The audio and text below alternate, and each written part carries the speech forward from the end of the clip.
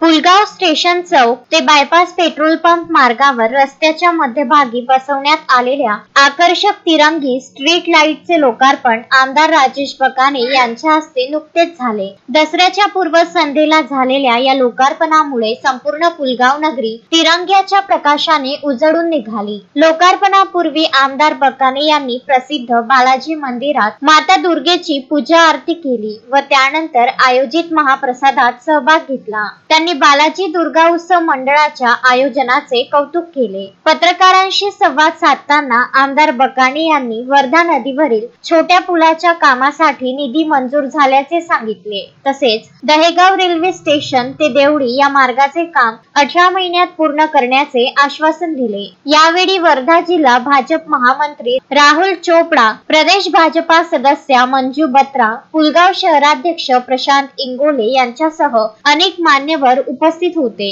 दरम्यान रस्त्याच्या निर्मितीस लागलेल्या वेळेबद्दल प्रश्न विचारला असता आमदार बकाने यांनी टीका टिप्पणी करण्याचे टाळले।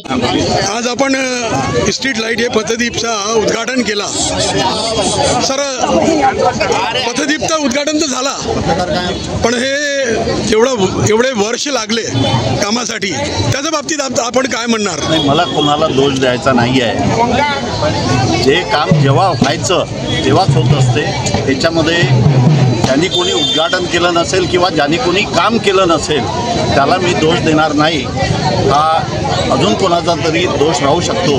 त्याच्यामुळे पर्टिक्युलर कोणावर या नवरात्राच्या दिवसामध्ये बोलणं उचित होणार। बरं, एक सांगा, पथदीपाचं आज तुम्ही उद्घाटन केला, यानंतर टप्प्याटप्प्याने अजून काय उद्घाटन आहे? त्याच्यामध्ये उद्घाटन नाही, हे लोकार्पण आहे।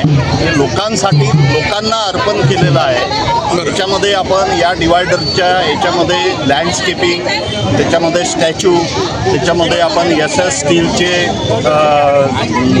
कंपाऊंड, बॅरिकेडिंग हे सगळं आपण करतो आहे। त्याचप्रमाणे या ठिकाणी आम्ही विटाळ्याला जाणारा जो पूल आहे, जो खचला होता, त्याची कालच मंजुरी आलेली आहे। 40 करोड रुपये त्या पुलाला सुद्धा मंजूर झालेले आहे। त्याशिवाय या ठिकाणी स्विमिंग पूल याच्यासाठी सुद्धा पैसे मंजूर झालेले आहे। शहीद स्मारकाला पैसे मंजूर झालेले आहे। तुकडोजी महाराज पुतळ्याचं सौंदर्यीकरण याच्यासाठी सुद्धा पैसे मंजूर झालेले आहे। आणि सांस्कृतिक भवन जे बनवून झालं आहे त्याला वातानुकूलित करण्यासाठी 75 लाख रुपयाचा निधी हा सुद्धा मंजूर झालेला आहे। टप्प्याटप्प्याने हे सगळे कामं आम्ही करणार आहे। याच्यापूर्वी कोणी केले नाही याचा दोष कोणाला द्यायचा नाही। बरं, ठीक आहे। दहेगाव ते देवळी जे रस्ता आहे, मार्ग, याची अवस्था खूप दयनीय होती, काम चालू आहे, किती दिवसात पूर्ण होणार? दहेगाव रस्ता, दहेगाव ते देवळी नाही, दहेगाव, देवळी, वायगाव, कानगाव, अलीपूर, कानोली, कात्रीपर्यंत 354 करोड रुपयाचा निधी मंजूर झालेला आहे। 18 महिन्याचा वर्क ऑर्डर दिला असून आता तो वर्क ऑर्डर होऊन 6 महिने झालेले आहे। हा 3 महिने पावसाळ्याचे गेले। खूप पाऊस असल्यामुळे त्या ठिकाणी त्या कामाला गती मिळू शकली नाही। पण मी त्या ठेकेदारासोबत बोललो, त्यांनी सांगितलं की देवळीपर्यंतचा रस्ता येणाऱ्या 3 महिन्यामध्ये आम्ही कंप्लीट करून देऊ आणि पूर्ण रस्त्याचा वर्क पिरियड हा 18 महिन्याचा आहे। 18 महिन्यात त्या ठेकेदाराला या ठिकाणी काम करावंच लागेल।